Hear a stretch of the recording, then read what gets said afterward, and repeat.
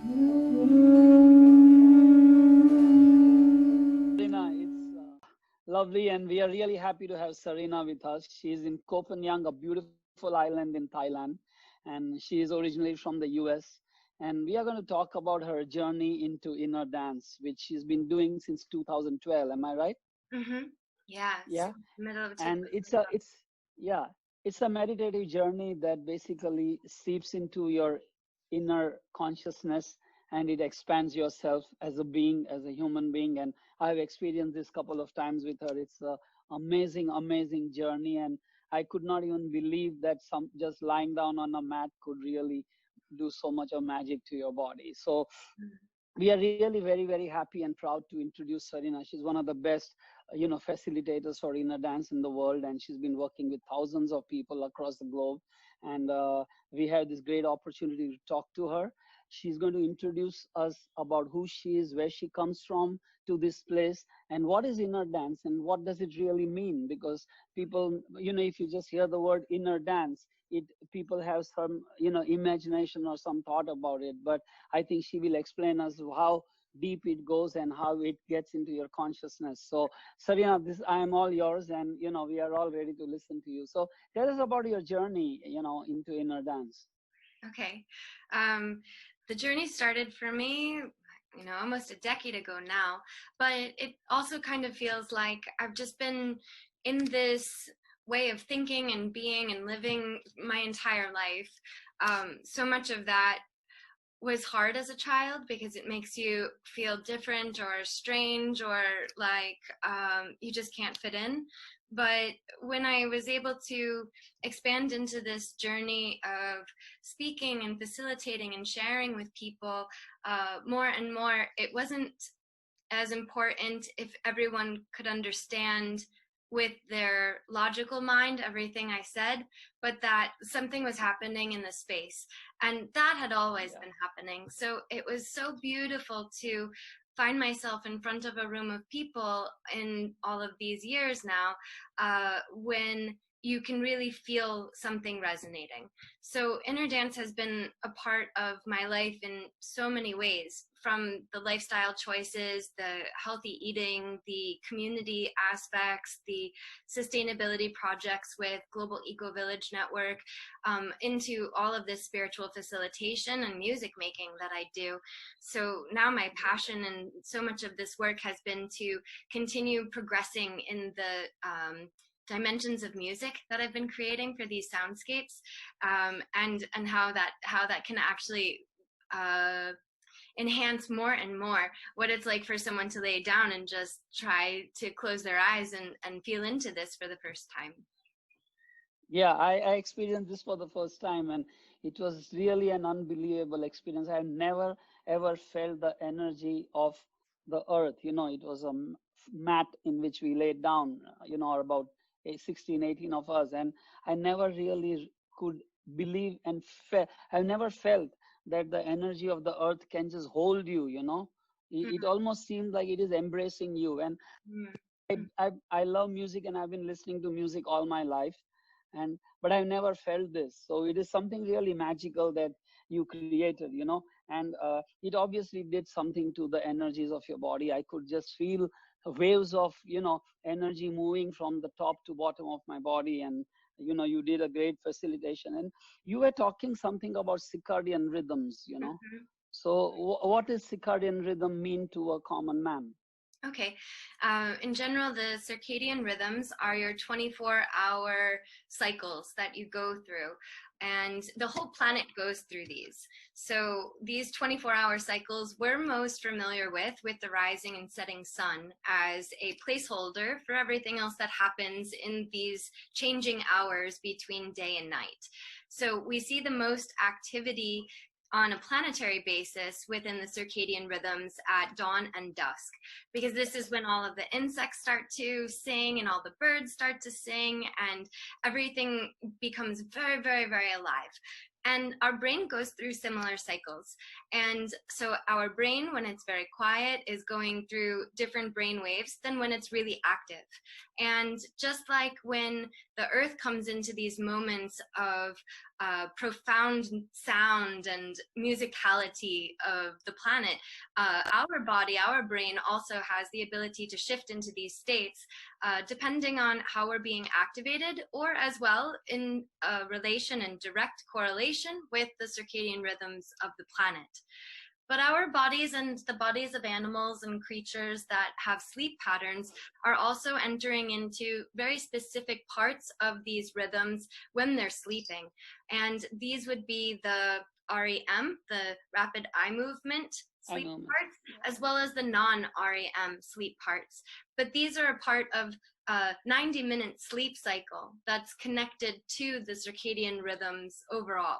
So they have their own unique rhythms in the sleep patterns, and we're accessing these very specifically during the inner dance.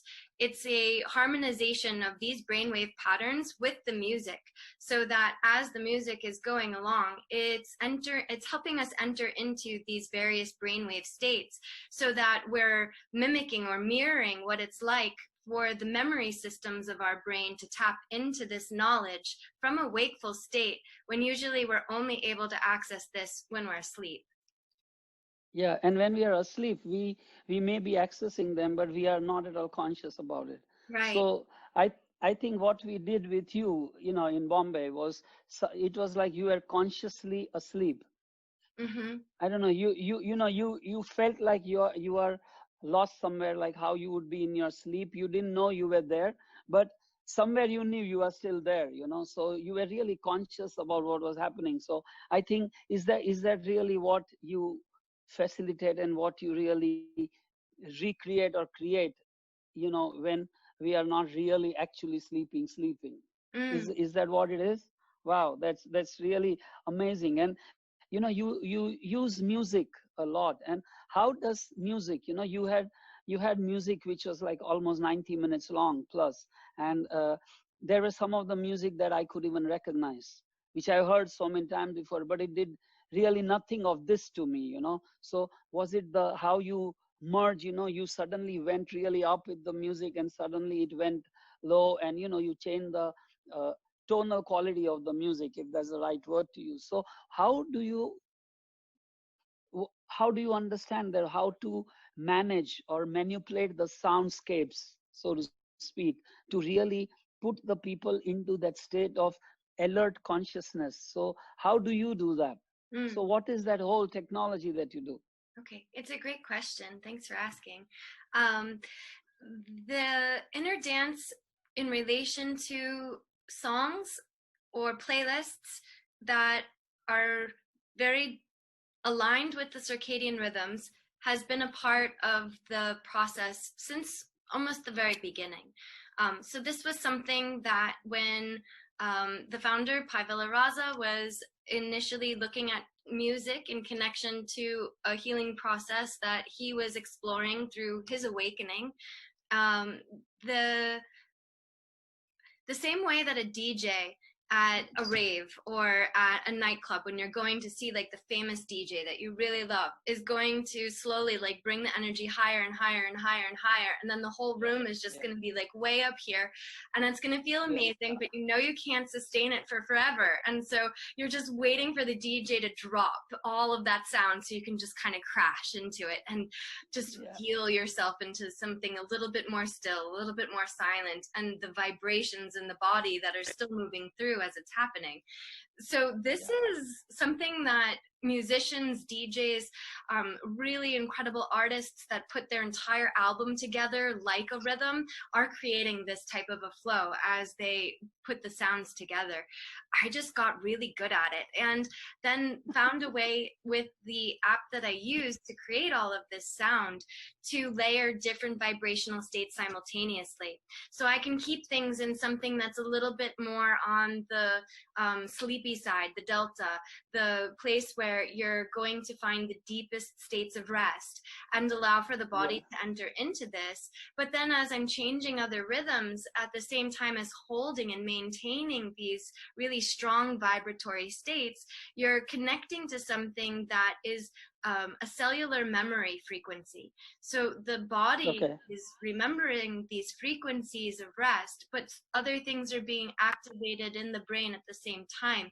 And so it's giving a whole spectrum of possibilities for the brain to explore. And because there are multiple sounds and songs playing at the same time, it's never quite the same experience twice. You could re-listen to that same soundscape a second time and hear a whole new thing that you didn't even know was a part of it at first. So it really gives the brain a lot of potential to explore these dream spaces. It's why we call the inner dance at times the waking dream, because the same types of frequencies your brain goes through in its non-REM states are being hyperactivated in this process. So many of the different sensations you might be feeling in your body right before you're about to go to sleep and stop remembering everything from the body parts is still awake during this inner dance. And it's amazing to see how many different ways this can be interpreted through just one body laying down, closing its eyes, listening to music when it's in the room. And the number of different sharings coming through in one room from just one session can be so unique and so beautiful in the differences, but also something collective that it seems to share. That's a little bit beyond this right now, though. But when we were doing this practice, you would come to us and you would touch our chest or our toe or, our leg or something like that. So what is it that you really were trying to do? Was something happening to us which you wanted us to calm down, or what was it? The touch in the body is a big part of the energy work, or the healing work that we might consider as a part of this process. I would say, spirit or the divine, the conscious universe, God energy, it's all very connected to this. And I would very much consider myself a really spiritual person from all of the different experiences that I've had in my life, way before inner dance, but of course included in this as well. And the body work is a part of how we remember these really deep and beautiful states of trust and love and protection or safety when we are also being physically engaged somehow. So we create a synergy in that way. If I'm touching someone on their chakra centers, it's also to help activate it or to wake it up. Other times, if let's say the heart is feeling really scared or nervous and so it's beating very rapidly, it might just help to put your hands on someone's heart to give them the sense of safety that they're okay. It's okay. Like even if something's being triggered inside, this is all right. Many times, if you put your hands on someone's body and you're working with that energy field and you really trust the healing work that happens in these spaces of synergy, then a person might feel that your hands are on their body well after you've actually even left them. So these lingering sensations are part of the electrical connections, these sparks of electricity that flow between us when we actually engage. So this happens both in the physical dimension as well as the energetic. I'm not always physically touching people, but then they might notice that something's happening. So we would call that symmetry. And there's also a lot of this type of energy work that happens in the inner dance as well. Yeah. And, when I was doing this exercise, or I think exercise is a wrong word, but when I was doing this process with you, I could really feel that my body was literally shaking, So it was really an amazing, like you just, it's, you just feel like some bout of energy is just pushing you up or moving you up and down. So what is really happening to your body when that happens? Okay.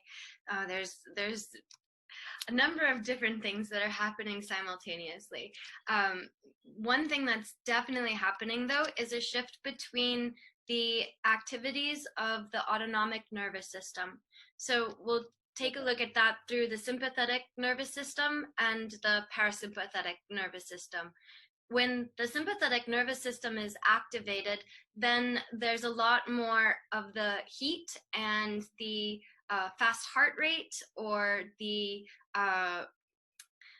quickening of temperature to move upwards, and so you might feel like your ears are really hot or your face might get red, something like that.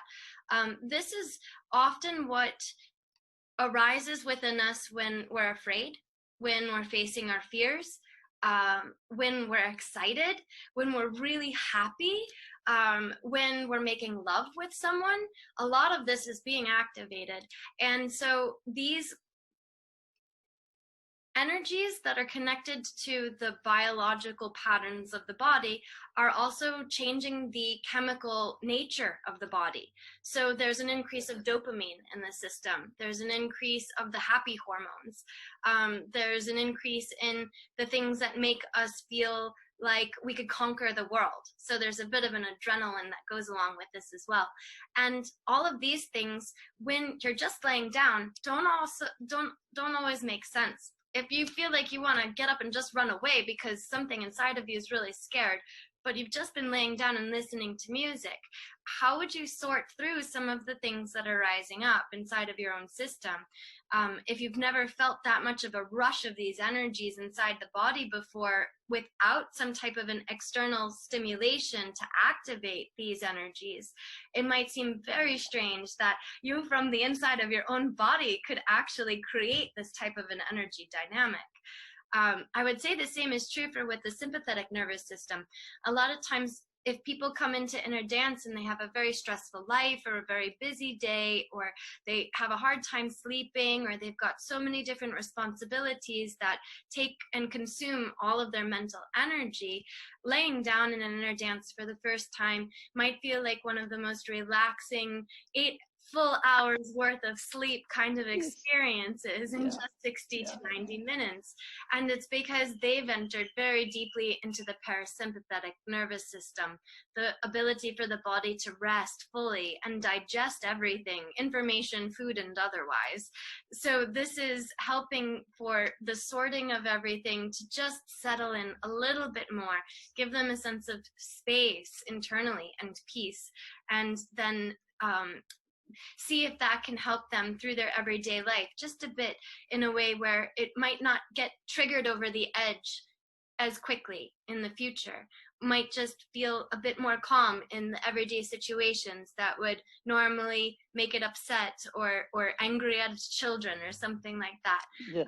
And so these are ways that we can balance out these two systems and find a more direct harmonization around the center, because the inner dance is activating these different energies simultaneously. Some are rising up while others are going down, and as some go down, others go up. So in the end, it's helping to really bring about an equilibrium that's natural for each person intuitively inside them and inside themselves alone. Yeah, you know, when we did this work, we were actually, I felt that, you know, you were no one, you were nowhere, there was no time, there was no space. You had absolutely zero awareness of your subconscious mind, you know, which is continuously just, you know, keeping on bombarding you with so many thoughts all the time. So it almost looked like your subconscious mind had completely just disappeared. So that was really an amazing feeling. And, you know, I think a lot of us would like to feel that a lot more times in our day than we normally feel, you know. So that was really an incredible thing. And Serena, you are an executive director also of one of the very big bodies, right, which is self-health empowerment movement. So do you want to talk something about that, what it is? Sure. The self-health empowerment movement is based in the Philippines and was founded by a MD friend of mine. His name is Dr. Rami Paredes. He is the founder and owner of the Wellness Lands Clinic in Cebu. And so in Cebu, Philippines is the home base for this network, but it also goes into villages and towns and different places all around the Philippines to work with local people in finding ways of bringing about a new paradigm for health that is sustainable from the resources that someone has for themselves without needing to necessarily take the modern medicine route or the pharmaceutical route in order to find peace or healing within. And the doctors that I work with are very strong advocates just for the most simple of natural medicines, having also already gone through the alternative medicine path with things connected to like homeopathy or for just herbal supplements and things. And even after going through all of that, reducing down to the most simple form of a medicine that could be used for healing. And through this process as well, then we connected to what we call transformation medicine. So this has been my big part in Shem, which is just focusing in on a lot of the transformation elements that can be medicine, that can allow for us to feel an internal sense of healing through our own ability to change, or through our own empowerment to step up and take control of this, to really feel what it is that's happening internally instead of just what the doctors are projecting are happening inside of us. It's very different to listen to a doctor's projections of what they think is happening inside of you compared to what you feel. So also, you know, the thing is, our whole body is a pharmacy, actually, right? It has so many chemicals. So is this internal medicine or internal pharmacy you use in this process to help people heal? Is that what is really happening? Mm-hmm. Yeah, this has been my most grounded connection within inner dance. And I was introduced to Shem and transformation medicine and the doctors in the Philippines through the process. And so I've used inner dance with some of the patients in the clinic before to help with a variety of different things. Most of them are the ones that are most open to the the least scientific in terms of what's in the medical books, but the ones that seem to work the fastest when you throw away the textbook. So this has been a huge process of like, what can you find for yourself outside the textbook that is actually already the healing medicine within you? You don't need anything outside if you can find the medicine inside yourself. You'll always have this ability within, but we have been taught to fear our own intuition in greater care or respect for that which the doctor tells us, so that we're just giving it away even before we know how to have it. So within this self-help empowerment movement, it's reconnecting with everything that you already have inside of you. We are the medicine, but we can also be our own greatest poison because we don't understand that so well yet. So this is new, and it's innovative in the way that we're really working with perception first instead of a physical diagnosis or something to treat the thing that seems to be the problem. Because if perception itself is the thing causing the problem, how can we get to the root in order to change it? Yeah. So you use this also as a very integral part of inner dance, isn't it? Yeah. And sorry, go ahead. Yeah, I do. When I'm in the right context. Other times it doesn't always fit. I find that for me, this part of the medicine is intimately connected with my life, and it won't ever be separate. So it'll always be something that I share. But there are times when talking too much about the physical body aspect of things can be overwhelming for people that are maybe just in a spiritual seeking journey, and they're actually just wanting to look at their inner self more. So at some point, all of these things do come back together. At some point, even with enough inner dance, people are like, I just need to be a vegetarian. I get it. Like, my body gets it. It's not in my head anymore. It's just meat doesn't make sense. So these things do naturally start to change. So I do feel like the empowerment of self-health naturally does start rising up within as we enter into these dimensions and vibrations more and more. So what you are really saying is healing is a side effect of inner dance, in a way. Oh, and it's such a beautiful one. Oh my goodness, the number of miraculous and just incredible incredibly amazing healing journeys that I've witnessed in people or gone on the journey with them for, or have then heard back from them and what changed, it's been so phenomenal, so incredible. Yeah. It's something I trust so deeply with this work. And yes, for sure. And it's not because I need to be the healer or because anyone that comes to Energy needs to be healed, but when we see each other in our highest good, when we're recognizing these beautiful states of higher consciousness within each other, we also naturally see this mirrored back to us and feel it inside of ourselves more. So whether our eyes are closed and we feel like we're alone in a session, or whether we're sharing in a group circle afterwards, these are the types of vibrations that really do bring about change. Yeah. I never wanted to leave that feeling that I carried with me. You know that we discussed this before. So you talk something about deep story process. So you want to tell us something about this?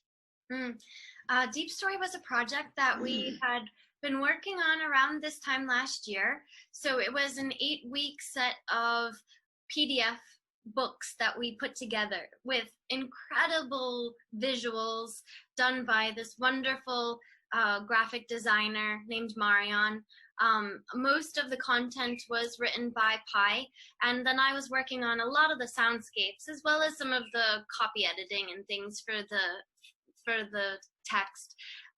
We had invited people from around the world connected to the global inner dance community to join in with us, to read the PDFs, to feel into the information, the content, the context for everything we were sharing, and then to join us in weekly Zoom calls and to dive deeper into the soundscapes, either on their own or with groups that they might have also been facilitating with, and then to share back the feedback from everyone with us, and then to compile all the different experiences that people were having and use that as something more than a testimonial, more of like, here's the living story of this story that we're just slowly sharing with each other.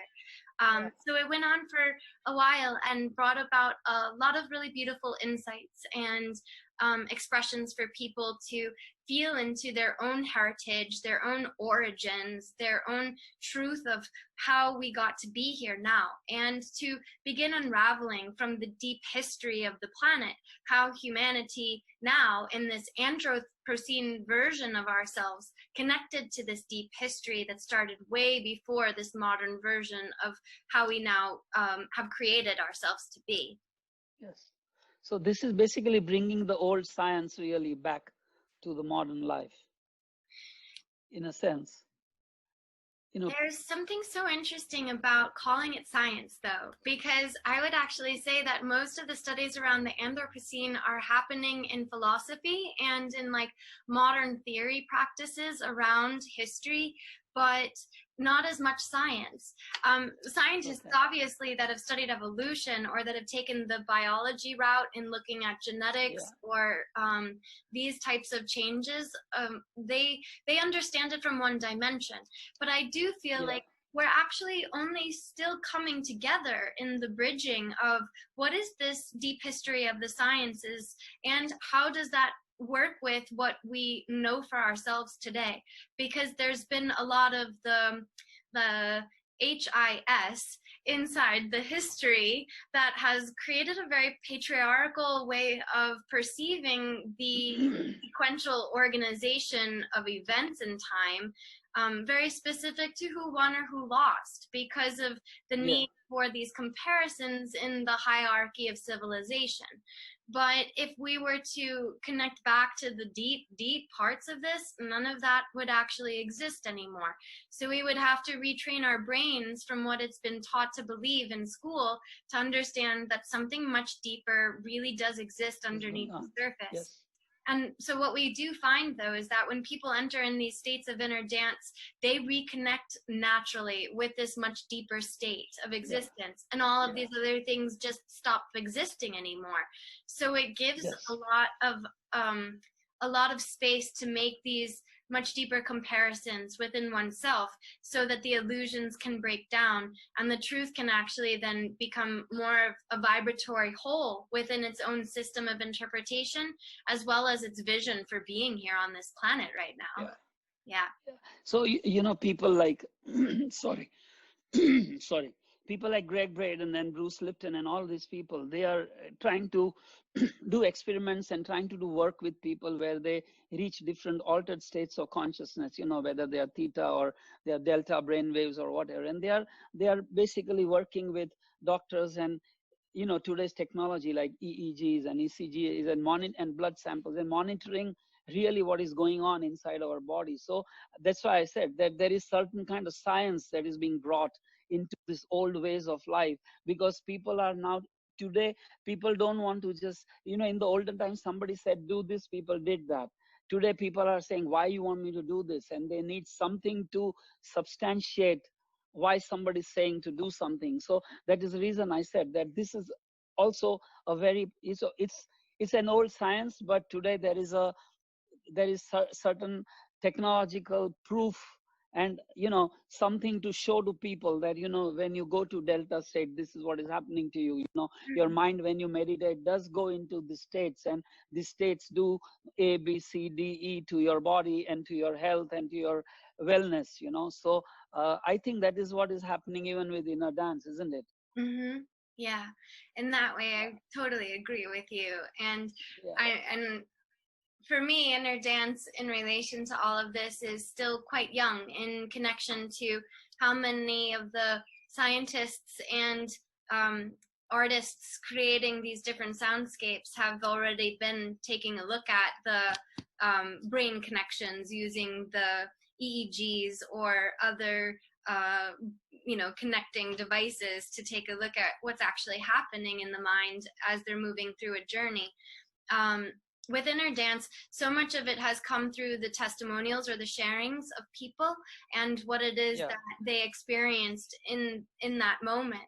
I've done a bit of scientific research that's still on the fringe, I would say, in comparison to if I were to have had one of those devices that I could actually put on someone's head.